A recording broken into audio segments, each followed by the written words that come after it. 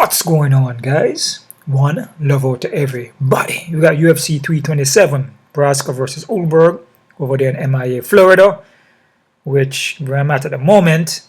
It's pretty close to that stadium, very close. But I won't be going to that because I don't go to like stadiums or concerts where there's a lot of crowd, right? I'm more tend to hang around more quiet places away from a lot of crowds, man. That's just me. Right, but all over the end of the day, 12 fights in the card, and this card is stacked. Before I get started, though, guys, hit the thumbs up button. Also subscribe to the channel. Also check my Patreon account for my favorite prediction prop plays, and you can also donate to my PayPal account, or the links will be down below. Or to check out Wayne Gitchy as well for more health and wellness, trying to change your lifestyle, change your way you eat, your mental state, physical, spiritual. Check out Wayne Gitchy, right? 12 fights in this card, and this is a tough one because a lot of the guys are inconsistent, and a lot of the guys been knocked out in the last fight. Like flatline, the consciousness left their bodies, so you don't know how they're going to perform in the next fight. And a lot of the other guys are just inconsistent. You know, it's tough, and a lot of guys who are fighting them may not be as experienced. So you have unexperienced guys fighting a lot of these veterans, but some of them have been knocked out. Flatline, you know, is just difficult to tell, man. Like I said, play at your own risk, so whatever you're doing, you know, that's pretty much it. We're gonna fly into it though, guys. First fight, we got Charles Raddick versus Francisco Prado. Charles here, I believe, is a short notice, but he's kind of hard to read at times. Seems like his striking is not bad, but his head is the pressure on you. He just be relentless and come forward, but his head is there to get hit. Against Prado, though, Prado's going to be at ATT, which a couple of guys on this card are from American Top Team because, again, it's in Miami. So it's hometown, dude. It's pretty close to that stadium as well. Prado here, 100% finishing rate. He's well-rounded. You know, we look for the takedowns. Let me get you Prado here. I still got Charles open up. He will look for the takedown as well, and mix it up as well, the submission and the knuckles, but he comes to blast, man, just let his hands go. You know, most of first round finisher though, that's the thing, and if he goes to decision, he doesn't do as well. You know, because he's just more of a guy that comes in there and finishes a fight real quick. A lot of first round finishes and some second. But if he goes to decision, he usually loses, so he has to finish this fight. Or unless it's most likely Charles could win. That's just what it is. Very explosive. Sometimes over explosive, but he's durable though, man. Never been finished. Can be hittable at time, and will slightly gas out. But you can see that, you know, once he got to the UFC, except for that Utman finish in the first round, he just hasn't been looking good, you know. But the guys that he been losing to are pretty decent, but he's just unable to finish them in the first and second. If he doesn't, he fades as the fight go along.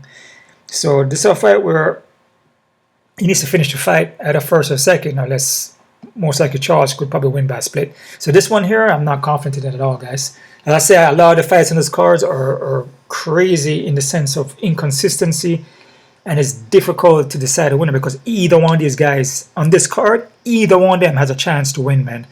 And the odds should be very close in every single fight, in my opinion.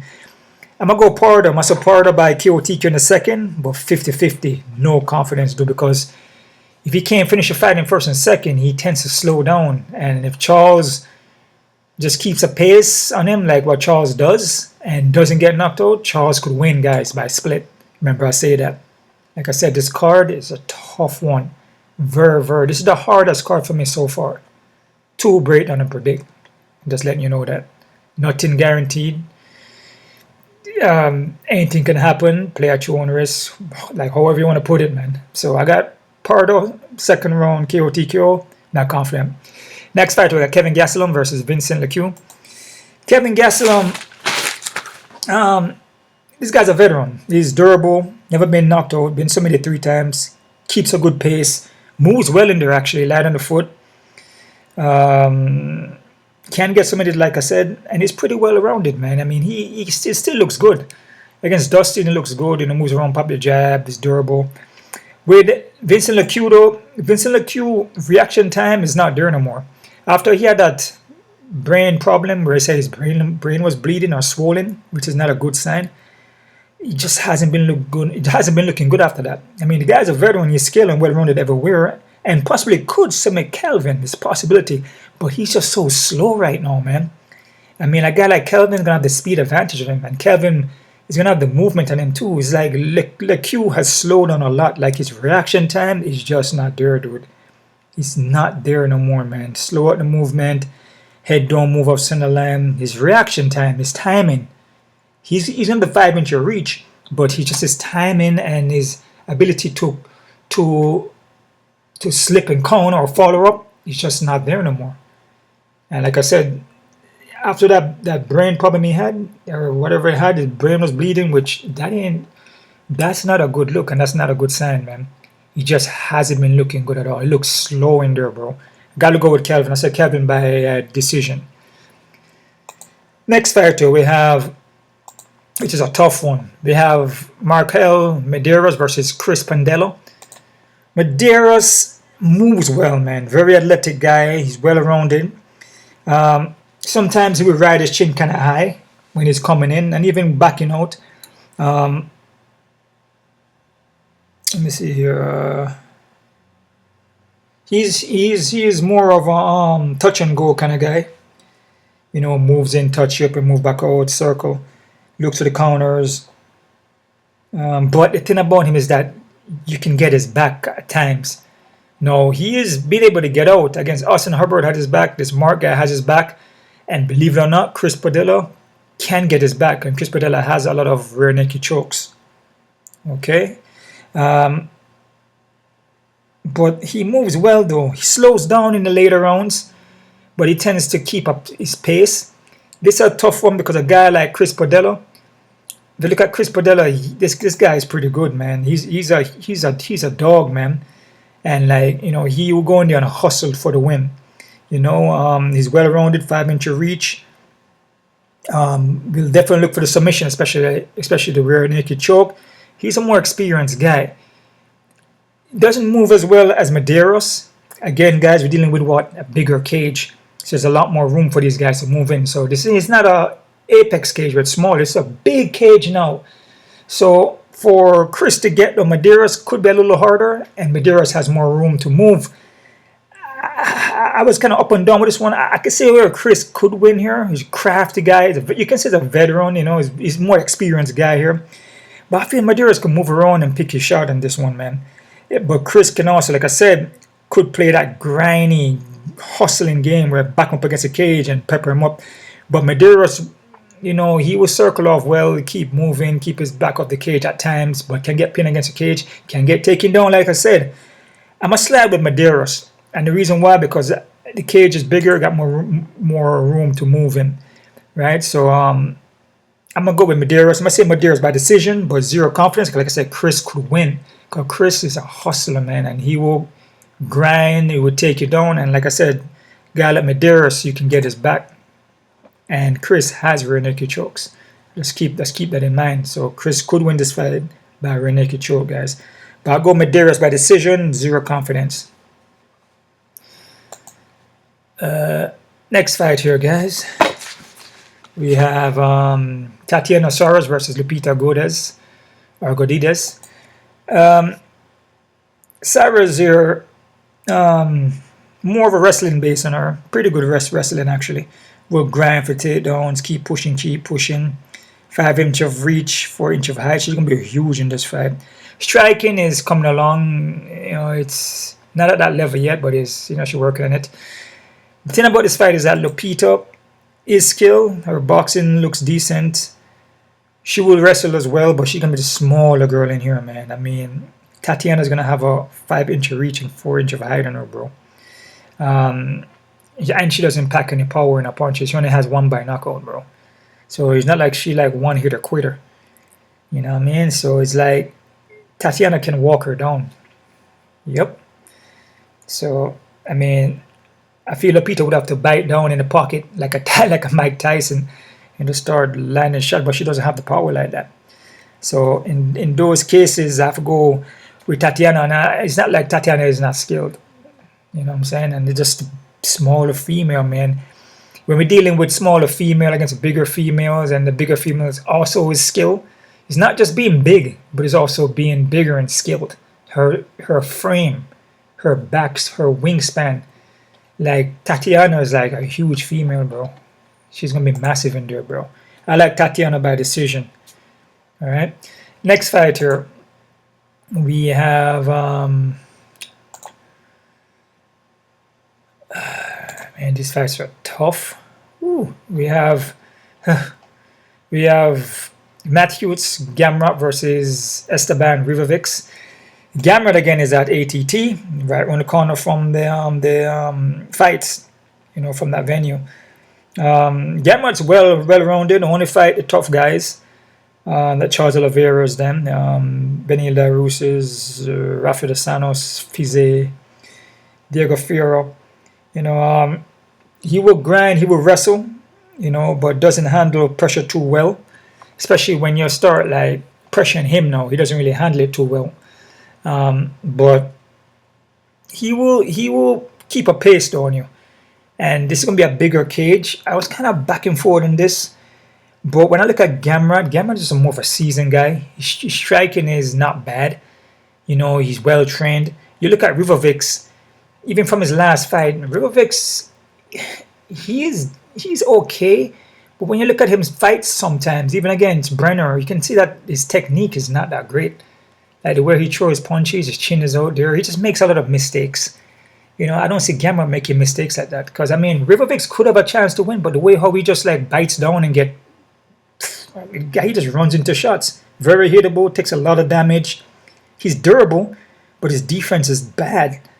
But he puts a high pressure on you. But you can't do that with a seasoned veteran like Gamrot. You know what I mean? It's like he has too much holes. Like he just wants to take a bunch of hits just to get his hit. You can't do that against these high caliber guys like Gamrot. And then also the takedown. You know, what we see him against this guy Radzhabov. With Radzhabov, he was getting takedown consistently. He was pretty much doing the same thing, just swinging, getting taken down. You know, it's just one of those things where, you know, did he work on that aspect of not getting taken? Because the Razumov guy's ground game is pretty good, and Gamrot ground game is high level. So did he work on that game? Because all these other guys that he fought since then, you know, except for Terrence McKinney, which Terrence McKinney is like, you know, it's like a one-shot deal. It's like a first round or not. It's a first round bust. So, you know, it's like nobody has impressed him since. So how he's going to deal with Gamrot takedown? Is he just going to keep getting taken down? Like I said, I feel like it's just different levels. So I have to go with Gamrot. I go with Gamrot by decision, guys. As I said, Rivovics is durable, but he takes a lot of damage though. And his boxing at times just looks kind of sloppy. So, yeah, Gamrot by decision. Next fight here, we got Kevin Holland versus Randy Brown. Oh, man. That one's a tough one. This one's a tough one, man. This one's a tough one. Kevin Holland, he is skilled, but he will drop the ball, man. You know what I mean? It's like he'll be winning the fight, you know, and then it's just like second round is just slows down and just, I don't know. Either he gets injured or something go wrong and just like he just drops the ball. So he's just not consistent. You know, like I said, we'll start out decent and just fade as the fight go along. And that's pretty much it. Randy Brown, on the other hand, Randy Brown is also skilled. Like I said, this card, the matchups are insane. Brown is skilled too, but then it depends on what Brown comes in there. You know, there's sometimes he comes in there and just doesn't look the same. Against Bonfim, he just didn't look like the Randy Brown that fought Nicholas Dabley. Or fought the Santos, or fought Muslim. He just didn't look like that Randy Brown. Again, we're dealing with a smaller cage, you know. You see what I'm saying? When he fought Bonfim was a smaller cage. You see? But then when he fought Battle, I feel he got robbed in that fight. So, but then he fought UFC Fight Night, I believe, was in a small cage too against Muslim. But I don't know, man. It's just like Brown is like, he's not consistent at time either. It just depends on what Brown comes in. If he comes in there and he's moving, picking his shot, you know, he looks. It's just hard to say, guys. Because again, it comes down to mental at times too, you know. So I don't know, man. I feel like the more skilled guy in a way is Brown. The more guy that has it together more mentally, I would say is Brown, because Holland is like Holland is like all over the place, dude. It's all over the place, man. But when he's on too. But I just feel Brown is just more on. That's just pretty much it. Both guys are skilled guys. I gotta go with Brown though, man. I say Brown by decision, but I'm not confident 50-50. This fight can go either way, guys, because Holland could also win. It's a bigger cage, like I said, so more room for these guys to move around, especially Brown. The guys are skilled, just like they're just not consistent, and they seem to have issues along the way. Like just issues along the way, like they slow down, they start getting touched up, and they drop the ball. Or Kevin Holland, he gets hurt, or something go wrong in the fight. I don't know. It is what it is. But Brown by decision. Next fighter, we got Patrico Pitbull versus Aaron Pico. Pitbull, veteran skill. You saw him this last fight there. Well-rounded. We look for the submission, look for takedowns. This one's a tough one too, man, because, like, again, you know, Pitbull looked good against Dan Ige. Very good. He was looking good against Yair Rodriguez as well. Man, this is a tough one. Aaron Pico is a tough one because, damn, dude, Aaron Pico got knocked out bad in that last fight, man. And they got knocked out bad against Leron Murphy. That spinning elbow, it's like he was out. Consciousness left his body, man. Pretty much transitioned for a little while. So, I mean, and that's not the first time he got knocked out. So, I believe he's been knocked out like 4 times. Pico could push the wrestling if he wants to, but the thing is that in some fights, when Pico gets knocked out like that, is when he's pushing it and rushing, and no, not respecting his opponent, like just coming in recklessly, and that is when he gets caught. You know, if he slows it down, pick his shots, look for takedowns, and wrestle. You know, and just don't rush in like that all the time. But most of the time, he get caught because he's rushing in. Other than the shoulder injury he had. He's rushing in, and then he get caught. But again, man, against Pitbull, I mean, Pitbull could catch him too with a shot and put him out. Like I said, he's been knocked out. You don't know how he's going to be in this fight. You don't know how he's going to look, man. And that knockout was like I said, his consciousness left his body, dude. Pretty much transitioned for a little while. and then he caught himself back. That was from August 2025, man. It's just that it's a fight where if he gets touched, will he go out? If Pitbull catches him, will he go out? That's just the question there. It all depends on his durability now. When you the more time you getting knocked out like that, after a while, man, it just doesn't take much. Kind of like Randy Couture or Chuck Liddell, you know what I mean? When you start getting touched now easy, it doesn't take much. I mean, Pico's a young kid, but like I said, his problem is that he's just rushing in. I mean, his guy is skilled. He just doesn't respect his opponent and rushing like he's on it. When I don't care. I know care for defense. So I'll go Pico. I say Pico by decision, but I'm not confident because, like I said, you're not sure how he's gonna be after that knockout, And then a guy like Pitbull hits hard, has power, knockout power. He's like legit veteran, and if Pitbull catches him, it doesn't have to be the same way. It just could be something different now. It could just be Pitbull is walking him down and catch him with a shot and put him out, or hurt him and just put him out. It doesn't have to be because Pico's rushing him. So it could be the other way around. It could be more on the offense and Pico's on the defense. You know what I mean? So it just depends on his durability. You don't seem durable, dude. But the times when he get hit and caught, it's like the knockouts look horrible. Like it doesn't look good. You know what I'm saying? He's like literally out. Like consciousness is left. I go Pico by decision. There's a speed advantage by Pico, and I think he should be able to have the upper hand on Pitbull a little bit, but it's just there's a risk to it as the fight go on. So I'll be careful with this one. This fighter, I'll be very, very, very, very careful. Very careful. I go Pico by decision. Next fight, we got Cub Swanson versus Nate Landwehr. Cub looks actually good, man. I'm actually impressed with Cub Swanson, man. I mean, I've always been impressed with him. Super veteran from way back. He's no joke, man. Very skilled, nice movement. Not as durable like he used to be, but still durable. He has a better movement, I would say, than Nate. Oh, no, yeah, he has a better movement than Nate. Timing, precision, striking is way better than Nate. It's on a different level, dude. But he still shows that he has it, man. He still shows it. Even at the age of 42, man. His last fight was at 41 against Billy Quarantino, which, you know, he showed technique, movement, defense, countering, his timing, precision is on point. Against this Nate guy here, Nate is very freaking hittable, dude. He rushes in, leaves his chin in the air. Not on the level of Cub. Not on the level, bro.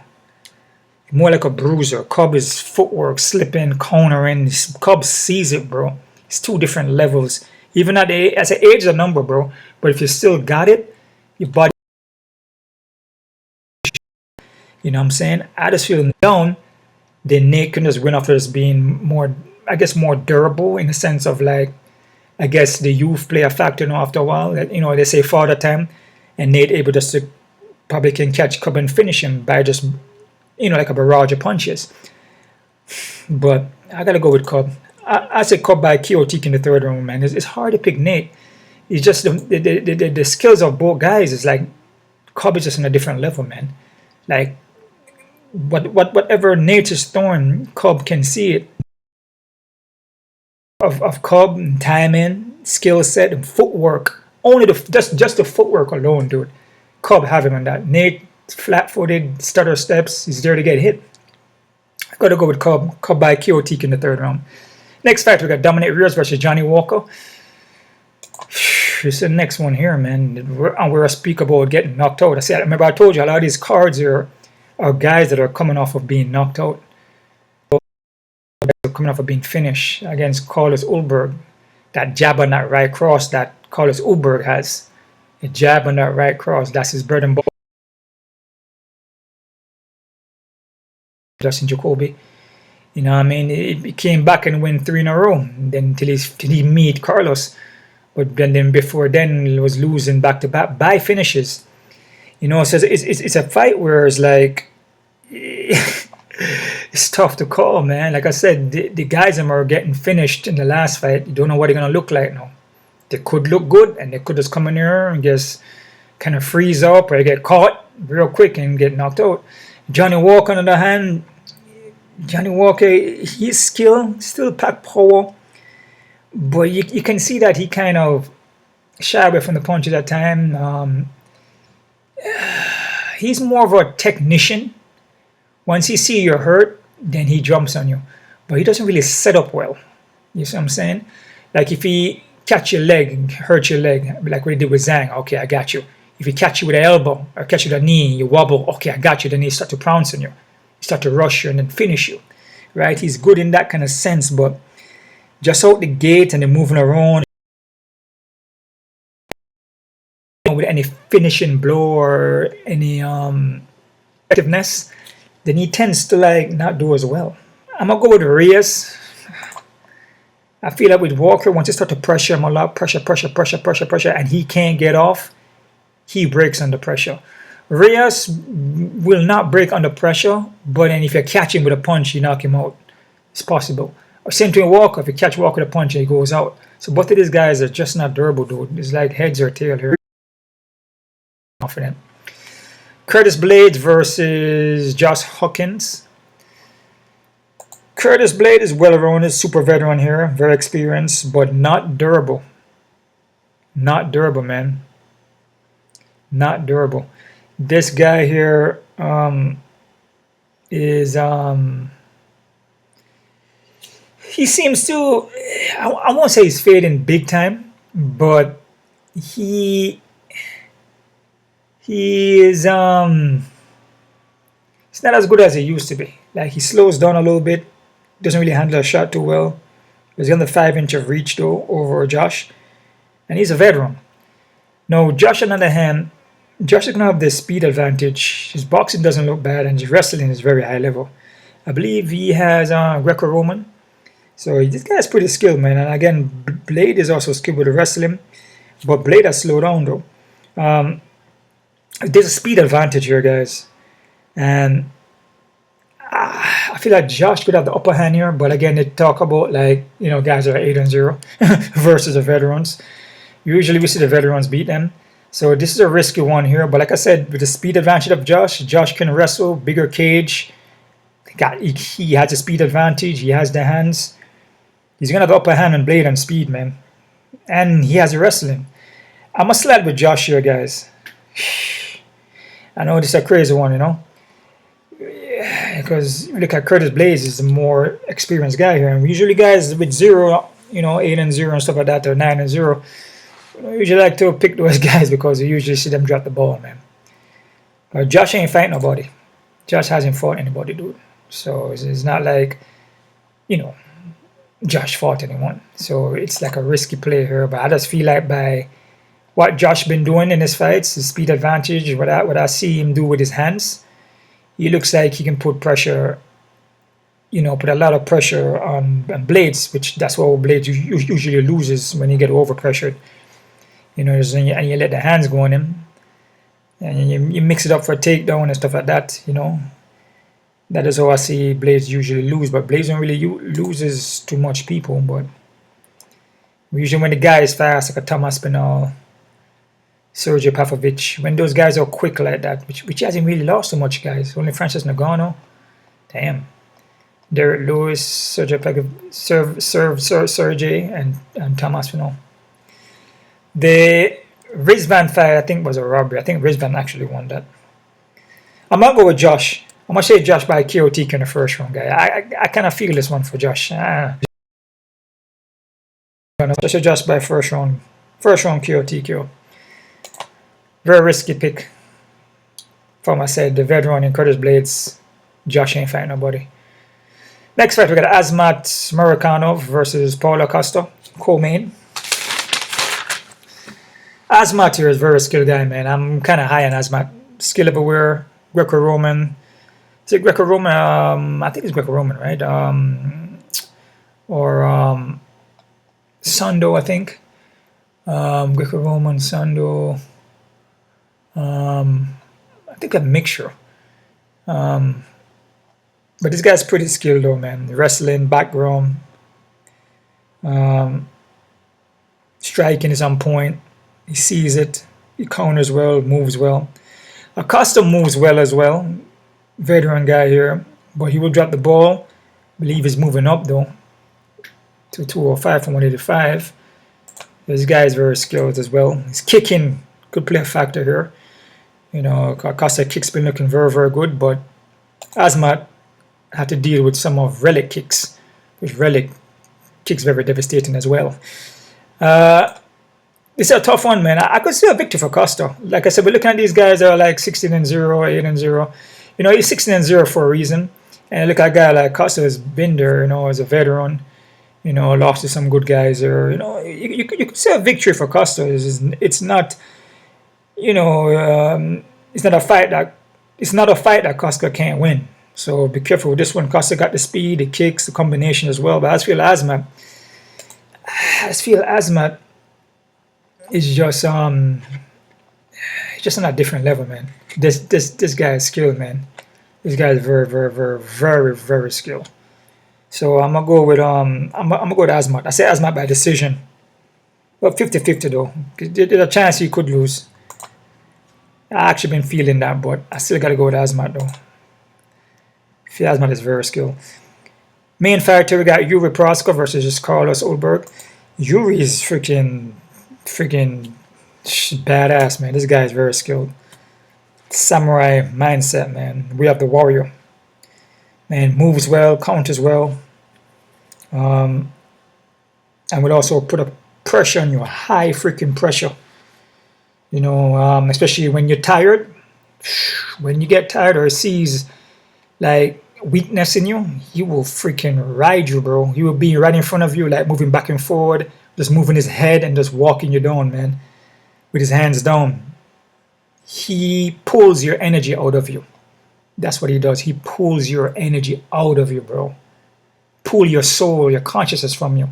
He makes a transition in front of him, right? And he loves the chaos. He loves the chaos, bro. He feeds off of that. And sometimes when I'm watching him fight, I can feel that too. When he's like, I could feel his energy, man. Like when he's moving and like you hit him, he's like, okay, you got me that one. You got me. Hit him again, like, oh, you got me again. Okay, I need to make adjustments now. I can't let you be hitting me like that because I know I'm better than this. And he makes adjustments, bro. And once he figure out now that he can pull you towards you, he can pull you towards him. And when you hit him, he knows where to move and where not to move. And he notices that you're fading and your power is not the same. Boy, he will eat you up after that. Now his confidence grows so much that he just walks towards you. And sometimes you hit him, but in the fact that you already burnt your energy because he sucked it from you. So sometimes when you hit him, he's like, oh, thank you. Is that because there's no power behind it. So now he's like, I'm going to freaking finish you now. Because now I can see that whatever you're trying to do is not going to work no more. You already erased your energy because I pulled it from you. And now you're just struggling right now. You are pretty much looking for a way out. So I'm going to give you that way out. And he just like walks towards you and just like unleashes, bro. He slips, counters, uppercut, and he switches up into different techniques. So he will go into like more of a samurai mindset, the way the warrior. So more of a Shotokan, more of a karate kind of flow. But then he will transition into boxing. So he will have his hands down, more of a taekwondo kind of bouncing in and out. More of an unorthodox kind of a vibe of switching the stance, throwing the Garry off of the lead leg or the back leg, and then follow up with the straight punch at the same time off the same side. And then the hands will be low, and then the second round or third round, he comes in with a Muay Thai kind of a boxing kind of stance. We're just dude, this guy is pretty amazing, man. The way how he switches in and out of techniques, like Jeet Kune Do, it's friggin' amazing though. But in the first round though, is where you can catch him though, because he's trying to adjust to you. He has to adjust to your movements. He has to figure you out to draw your energy. Carlos is skill, moves well as well, pack mad power, and he's a sniper. He's a sniper, bro. Could be the quicker guy in here, but Yuri is also quick. And the thing about Carlos, he has that jab and that right cross. That's it, man. He has that jab, that right cross, man. He has that, man. Straight in the pocket. Blah, blah. Straight in the pocket. Can Yuri get caught by that? Because like I said, in the first round, Yuri does get caught because he's trying to get information. He's trying to feel you out. In this fight against, when he fought Khalil Roundtree, he wasn't moving as well in that fight. And it could be because of the leg kicks that Khalil was landing on him, but he wasn't moving well. If he comes into this fight with Carlos and bouncing, that kind of like a Chechenko kind of taekwondo kind of movement, and a hopping, if he comes into this fight like that and move around like that, you give Carlos problem. But Carlos is going to be moving as well. But then it's going to be like a more of a cat and mouse kind of game, kind of thing here where he's in and out and looking for the openings and trying to avoid the counters from Carlos. It could play out differently. He can't stay in front of Carlos though. He can't do the same thing that he did with Khalil and stay in front, because Khalil was eating up his legs. So he can't sit in front of Carlos and let Carlos land that 1-2 in the pocket, because then he's going to catch him. So it's a tricky fight here, man. But I feel Yuri takes your energy from you, man. He takes the consciousness from you. He sucks it from you, bro. He sucked that from me, and he wears it down. In 5-round fight, he wears it down, bro. He wears it down, bro. Carlos is decent, but if he can't get off on Yuri, if he can't get Yuri out of there, I tell you right now, if he can't get Yuri out of there with a 1-2 or the jab right cross, whatever you want to call it, if he can't get him out with that, he's going to be a problem. Also, Yuri can test his ground game as well, because Carlos' ground game has not been tested properly. We see some kind of holes in it though. At times, we see holes in it. When he fought Da Won Jung, we saw a little hole in it. And I believe somebody else he fought, we saw a little hole in it. So Yuri can test his ground game as well, because Yuri is very well-rounded. I feel Yuri is more well-rounded than Carlos and more experienced. So if Carlos doesn't stop Yuri, Yuri is gonna take him out, man. He's gonna create that chaos in there, and he's gonna suck his energy, wear him down to a point where his punches not gonna have no sting on it. And what you think is gonna happen? We have the warrior, man. Yuri gonna come in there and take him out. I say KO TKO by Yuri. Third round, guys. Alright. Quick look at the odds here, guys. See what we're working with.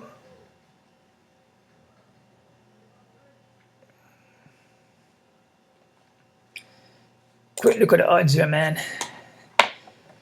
I went to the wrong thing there. The odds should be even. Because this is a tough card. I say when I say Yuri should win, he should win. But don't get it twisted. Carlos is still dangerous. Moves well, quick at the 1-2, athletic. He has everything to win, man. So it's there. It just depends on if he can land it. If he lands it quickly, you know, in the first round or so, then. But the longer as the fight prolongs, it's gonna favor Yuri when the fight goes on, man. Because Yuri feeds off of chaos. He gets a high off of it, dude. He walks towards it, gets a high, and like, I'm here right in front of you now, and you're hitting me. But guess what? I drained your energy. Now I'm not in there. Now I'm gonna finish you now, and there's nothing you can do about it. He does it all the time, bro. That's why the guy is only went to decision one time. He only went to decision one time, bro. He has 32 fights. Hold on, let me just do it over here, man. Before I confuse you guys, I'm confused myself. He has 28 by knockout, bro. 3 by submission and 1 by decision. It's either you finish him or finishes you. That 1 by decision, bro. He's 88% finishing rate, knocking out. Dude, that guy's freaking. That guy he's technician skill. He's martial, whatever you want to call it, man. He has the ability to read you in there and draw your energy and create a big old chaos and use it against you. I like you. Interesting. That's interesting. It's probably what I'm looking at when I was telling you guys that remember when I said that if Prado can't finish the fight in the first round, he usually fades the fight go on, and if he goes to decision, Prado loses. They're probably looking at this fight like that. Charles could win, but Charles is very hittable, and there's a chance that Charles can get caught. Prado has first and second round finishes by knockout. But if Charles can keep a pace and don't get knocked out, then it could be a split decision for Charles. Be very careful. I got Prado though. Let's see what happened. Kelvin Gastelum 200, 300. I see nothing wrong with that, man. Vincent's LeCue, his reaction. Whenever I see a guy's reaction time goes and he's not able to see punches and he can't react as fast, or he gets hit and then seconds pass before he retaliates for a counter. Nah, man. It should be like this. If you're not on it like that, like it's quick. Milliseconds, like in it. There's like split seconds, not no like you get hit and I got hit and did I just get hit and okay I'm gonna follow up. No, man, because that tells me that your reaction is gone. That means something is wrong now. You're getting too much damage. Your body is wearing down, your mind wearing down. There's something going on with you as far as playing the game. You know what I'm saying? But it is what it is. But I like Kelvin Gastelum though. It is what it is. Chris's favorite. Oh, you got Chris's favorite too? Wow. Again, Chris is a grinder. The guy's a hustler, man. I like Mederos, bigger cage, move around, pick a shot, and Mederos been looking good. Charles can get touched up at times and look not really frustrated in there, but then he will look to rush into it and try to get takedown, which is the hustling side. So he could win, but I like Mederos. So you get 2 underdogs already here. Lupita Suarez at 150. Yeah, I don't see nothing wrong with this. It's a woman fight. I just feel Tatiana's just frame is bigger. You know, yeah, and the power from Lupita is not there. So she doesn't have that power. So what is she going to do to hurt Tatiana in the foot? Tatiana has good wrestling. See what I'm saying? Gamrot 186. Yeah, I feel Gamrot is a more seasoned guy. You know, I feel if Rivervix is open, can get taken down. You know, Randy Brown and Kevin Holland even fight. I don't see nothing wrong with that, man. You see how this card looking, guys? A lot of even fights, right? Nothing wrong because that Kevin Holland and Brown is a heads or tail, to be honest with you. Can go either way, dude. Boy, this one is like, who's one of those fights where you just, boy, I don't even know what to even say about it. Just, you can pass it, whatever you want to do. You take a risk or whatever. It is what it is. Aaron Pico 151 300. I disagree. Pico come off of a bad knockout against Pitbull, who's vicious. The guy will power punches. He got good ground game. He got power. You know, he can hit. I wouldn't have Pico so high, dude. So I actually would make it more of an even fight, to be honest. Just if I can hope Pico got knocked out in his last fight. But it is what it is, though. Cub Swanson even fight against Nate. I don't see nothing wrong with this. I mean, Nate doesn't have the skills like what Cub have, but again, like I said, for the time, but it all depends on how you take care of yourself. So to me, age is a number, but some people do fade out after a while. You know, if Nate catches Cub or put that pressure on him or just has that energy that Cub doesn't have, then Cub could lose. But overall, technical wise and precision, timing and movement, I mean, Cub should have the fight, but it is what it is. Reyes and Johnny Walker, our next close to even fight. I got Reyes as a close favorite. This is like Kevin Holland and Randy Brown, bro. Matchups are nuts, bro. Curtis Blades and Josh, damn, they got this fight close too. Yeah, I see they're seeing what I'm seeing also. Even though Josh is a little bit of favorite, but it's kind of very, very close fight. I just feel Josh is a quicker guy. Josh got the boxing. Josh got the quicker Roman wrestling. You know what I mean? He got the speed, everything that can beat Blades, man. Ulberg and Yuri, even fight. Damn, this whole card is, the odds on this card is pretty good, guys. I like what this is probably the first time I see in a long time the odds on the cards are not crazy. It's exactly how it's supposed to be. This is how you should do the odds on the cards, man. Not like freaking 900 and all this stuff, and those guys be losing. I like 600. That's ridiculous. None of these guys should be 600, and not, they shouldn't even be 200. None of them should even be 200, bro, because they're inconsistent. And a lot of them been finished and hurt and trying to make a comeback. You don't know how they're gonna look. So even for Carlos Ulberg and Yuri, yeah, it's even fight. Yeah, because I said Carlos could catch him. Believe me, if Carlos can catch him in the first round, he has that sniper-like potential.